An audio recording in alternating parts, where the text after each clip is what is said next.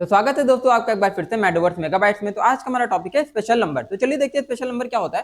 तो special number क्या है, जैसे एक नंबर लिया 145, तो sum of factorial of digits is equal to that number. तो नंबर की डिजिट्स का फैक्टोरियल निकाल के अगर हम ऐड करेंगे तो वही नंबर आना चाहिए। तो नंबर क्या होगा, स्पेशल नंबर होगा, या फिर इसको पीटरसन नंबर भी बोलते हैं। तो अलग अलग जगह से अलग अलग नाम से हम इसको प्रोनाउंस करते हैं, फिर अलग अलग नाम भी है इसके, कई जगह आपको पीटरसन नंबर मिल जाएगा।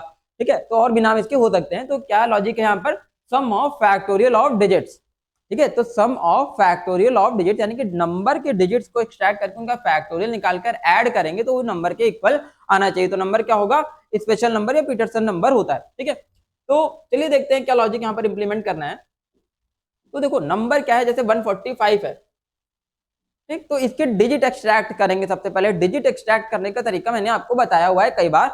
डिजिट कैसे एक्सट्रैक्ट करते हैं, जब भी नंबर को 10 से मॉड करेंगे, मतलब 10 से डिवाइड करेंगे, तो जो रिमाइंडर आएगा हमेशा आखिरी डिजिट एक्सट्रैक्ट होकर आती है। तो रिमाइंडर कितना आएगा, यहाँ पर 5 आएगा। ठीक, कितना रिमाइंडर आएगा, 5।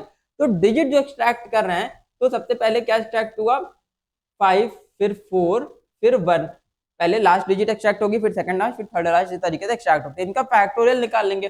तो 1 का फैक्टोरियल 1, 4 का फैक्टोरियल 24, 5 का फैक्टोरियल 120, ऐड कर देंगे 145 आ जाएगा। कितना आ जाएगा, 145 आ जाएगा। इसको ऐड कर देंगे, कितना आ गया, 145। तो इस तरीके से फैक्टोरियल डिजिट के फैक्टोरियल निकाल के ऐड करने पे नंबर के बराबर आना चाहिए। ठीक, तो फैक्टोरियल निकालने का तरीका यहाँ पर हम फिर से एक बार देख लेते हैं। जैसे यहाँ पर हमने क्या किया, एक वैल्यू का फैक्टोरियल निकालना है। ठीक है, जैसे n mod 10 को हमने कहाँ स्टोर करा दिया, मॉड वेरिएबल के अंदर।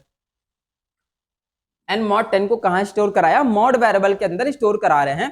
तो मॉड में स्टोर हो गया 5, n की वैल्यू कितनी है, 145 सपोज। ठीक है, तो मॉड का हमें फैक्टोरियल निकालना है। तो फैक्टोरियल निकालने के लिए क्या लॉजिक है, एक लूप चला देंगे i का 1 से लेके मॉड तक। ठीक, i प्लस प्लस 1 से लेके मॉड तक एक लूप चला देंगे। मॉड में कितना स्टोर है, 5, तो 1 to 5 लूप चल गया। और जो i की वैल्यू आती जाएंगे एक एक करके, उसको हम एक वेरिएबल में मल्टीप्लाई कराकर स्टोर करते जाएंगे। तो इंट क्या ले लिया, f ले लिया, f को 1 से इनिशियलाइज कर दिया। ठीक है, f को किससे इनिशियलाइज कर दिया, 1 से। तो देखो अभी क्या हो रहा है, हम इसका एग्जीक्यूशन देखेंगे तो हमें क्लियर हो जाएगा प्रॉपरली। एक मॉड है, एक i है, और एक कितना है, f। क्योंकि मैं यहाँ पर इसका एग्जीक्यूशन बता रहा हूँ, आगे मैं इसका एग्जीक्यूशन बार बार नहीं करूंगा, यही एग्जीक्यूशन आपको समझ में आएगा वहां पर। ठीक है, देखो अभी कैसे और इसको हम वहां पर इंप्लीमेंट करने वाले हैं। तो यहाँ पर क्या होगा, 1 से मॉड तक, 1 से 5 तक लूप चला। तो पहली वैल्यू कितनी आ गई, मॉड की तो वैल्यू थी 5, आई की पहली वैल्यू कितनी है, 1 है। आई की पहली वैल्यू कितनी है, 1।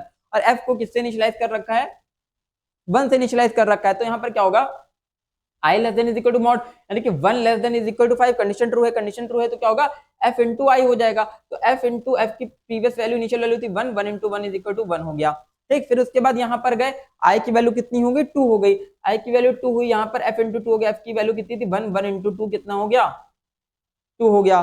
ठीक, फिर यहाँ पर क्या हो जाएगा, i की वैल्यू 3 हो जाएगी। फिर कितना हो जाएगा, f इंटू आई, f कितना था प्रीवियसली 2, 2 इंटू 3, तो 2 इंटू 3 कितना हो गया, 6 हो गया। फिर यहाँ पर 4 हो गया, 6 इंटू 4 इज इक्वल टू 24 हो गया। फिर यहाँ पर 5 हो गया, 24 इंटू 5 हो गया। ठीक, कितना हो गया, 120। इस तरीके से 5 तक लूप चला। ठीक है, तो 6 तक लूप चलेगा तो कंडीशन फॉल्स हो जाएगी। तो 1 से 5 तक लूप चला, क्योंकि मॉड की वैल्यू 5 थी, 5 का फैक्टोरियल निकालना था। तो 1 से 5 तक लूप चला के जितनी भी आई की वैल्यू है सारी एक वेरिएबल में हमने क्या कर दी, मल्टीप्लाई करा के स्टोर करा ली। तो पहले एफ की इनिशियल वैल्यू 1 थी, पहले उसमें 1 मल्टीप्लाई हुआ, फिर 2, फिर 3, फिर 4, और फिर 5 मल्टीप्लाई हुआ। सारी वैल्यू मल्टीप्लाई होकर जो फाइनल आंसर आया कितना आया, 120। तो 120 ही 5 का फैक्टोरियल है। तो 5 into 4 into 3 into 2 into 1 is equal to कितना होता है, 120 होता है। ठीक है, कितना होगा, 120 हो जाएगा। तो 120 ही फैक्टोरियल है किसका, 5 का। ठीक, तो इस तरीके से हम फैक्टोरियल निकालते हैं। आप ध्यान से देख लो, 1 से लेके n तक, यानी 1 से लेके मॉड तक जिस नंबर का फैक्टोरियल निकालना है, उस नंबर से लेके 1 तक, 1 से उस नंबर तक एक लूप चला देंगे, और जो भी आई की वैल्यू आएंगे उनको एक वेरिएबल में क्या करते जाएंगे, मल्टीप्लाई कराते जाएंगे। तो इस तरीके से हमारा फैक्टोरियल कैलकुलेट हो जाएगा। ठीक, क्लियर हुआ होगा। इसी लॉजिक को हम आगे प्रोग्राम में इंप्लीमेंट करने वाले हैं। क्यों इंप्लीमेंट करने वाले हैं भाई, क्योंकि यहाँ पर हर एक डिजिट का हमको फैक्टोरियल फाइंड करना है। हर एक डिजिट का फैक्टोरियल तभी फाइंड होगा जब हम फॉर का लूप चला के उसका फैक्टोरियल कैलकुलेट करेंगे। ठीक, तो आई होप ये वाला लॉजिक आपको समझ आया होगा कि फैक्टोरियल हमने कैसे कैलकुलेट किया। अगर आपको फिर भी नहीं समझ आया तो हमारा फैक्टोरियल वाला लेक्चर देख सकते हो जाके, लूपिंग के स्टार्टिंग में ही आपको मिल जाएगा।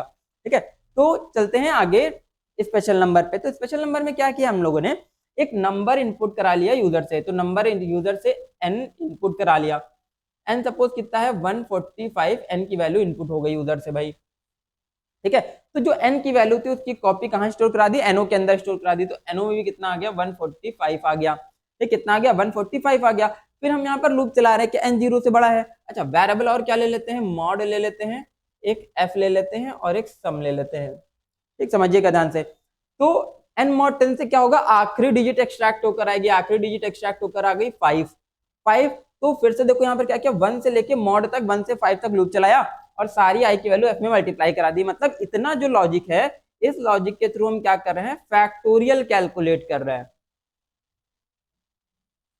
क्या कैलकुलेट कर रहे हैं हम इस लॉजिक से, फैक्टोरियल। तो 1 से 5 तक लूप चला और सारी वैल्यू i के f में मल्टीप्लाई हो गई, जैसा कि मैंने प्रीवियसली बता रखा है आपको। 1 से मॉड तक, मतलब मॉड की वैल्यू अगर 5 है तो 1 से 5 तक लूप चलेगा, सारी एक एक वैल्यू i की क्या होती जाएंगी, f में मल्टीप्लाई होती जाएंगी। पहले 1 मल्टीप्लाई हुआ, फिर 2, फिर 3, फिर 4, फिर 5, तो फाइनल वैल्यू कितनी आ गई, f की 120 आ गई। तो इस तरीके से हमने 5 का फैक्टोरियल कैलकुलेट किया और f की फाइनल वैल्यू कितनी आ गई, 120 आ गई। जब 120 आई तो अब क्या होगा, जो 120 आई वो सम में ऐड करा देंगे, तो 120 आई 0, 0 प्लस 120, ठीक है, सम की इनिशियल थी 0, 0 प्लस 120 कितना हो गया, 120 हो गया, ठीक। फिर नीचे आएंगे, f को 1 कर देंगे, भैया f को रीसेट करना पड़ेगा।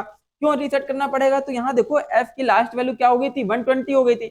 अब अगली डिजिट का फैक्टोरियल हमें कैलकुलेट करना है, किसका, 4 का, तो f को तो 1 से ही रीसेट करना पड़ेगा ना, तो f को रीसेट कर दिया हमने 1 से, ठीक। अभी समझते हैं आगे। तो क्या हुआ, f को 1 कर दिया और n को 10 से डिवाइड कर देंगे। जब n को 10 से डिवाइड करेंगे तो आखिरी डिजिट हट जाएगी, कितना आ जाएगा, 14 आ जाएगा। फिर यहाँ से ऊपर गए, इस वाइल के लूप में n इज ग्रेटर देन 0 है क्या भैया, n इज ग्रेटर देन 0 है, कंडीशन ट्रू है, कंडीशन ट्रू है, तो n mod 10, n mod 10 से कितना आ गया, आखिरी डिजिट फिर से एक्सट्रैक्ट होकर आ गई 4, कितनी आ गई 4। तो अब 1 से 4 तक लूप चला देंगे, ठीक है। कहां तक लूप चल जाएगा, 1 से 4 तक। तो मॉड की वैल्यू है 4, तो i की पहली वैल्यू कितनी आ गई 1, तो 1 इंटू 1 इज इक्वल टू 1। फिर i की वैल्यू 2 आ गई, तो ये वाला 1 इंटू 2 इज इक्वल टू कितना हो गया 2। फिर यहाँ पर 3 आ गया i की वैल्यू, तो 2 इंटू 3 इज इक्वल टू कितना हो गया 6। फिर i की वैल्यू 4 हो गई, तो 6 इंटू 4 इज इक्वल टू कितना हो गया 24।